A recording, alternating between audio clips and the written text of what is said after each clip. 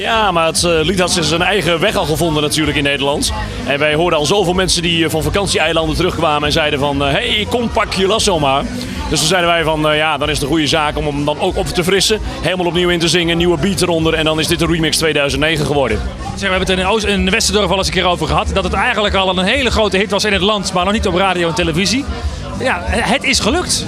Ja, maar wij zagen dus op YouTube dat hij bijna 1,5 miljoen keer bekeken was. Dat clipje alleen al. En dan zeggen wij van ja, als dat zo leeft in het land, ja, dan moet je hem gewoon opnieuw uitbrengen. En dan ook zien dat hij, en hopen natuurlijk dat hij in de hitparade komt. Nou, dat is daadwerkelijk zo gebeurd.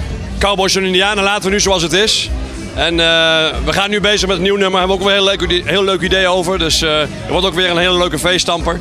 Waarbij iedereen weer met ons mee kan doen. Want wij vinden het heel belangrijk dat het publiek met ons samen is. En dat zie je dan ook bij de optredens. Hartstikke leuk. We zijn in gesprek met de platenmaatschappij. En de bedoeling is eind van dit jaar, 2009, om met een album uit te komen. Ja, ons eerste album. Wel spannend. Er komen 4 of 5 nieuwe tracks op. En voor de rest wat nummers die bekend is bij het kijkend TV Oranje publiek. Nou, het programma is natuurlijk zo interactief van de Dikdakkers dat het hurry-up is, het is springen, het is zwaaien. Elk liedje zit wel een soort dansje bij. Dus we hebben gezegd, we gaan een soort nationale break gaan we invoeren. En dat is dan het Songfestival medley geworden. En mensen gaan helemaal uit hun dak met zo'n nummer. Dus dat is gewoon geweldig.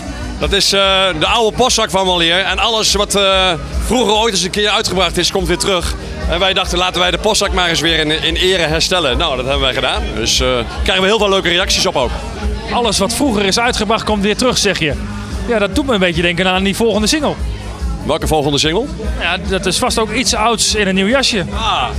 Oké. Ja, dat is wel een leuke, ja. Nou, we komen met een hele verrassende tekst in ieder geval. Maar we komen wel met een muziekje wat iedereen wel heel bekend in de oren klinkt. Kan je er al iets meer over vertellen? Nee, want het is nog geen zo'n beginfase. Maar de kijkers van TV Oranje zijn de eerste die hem gaan zien.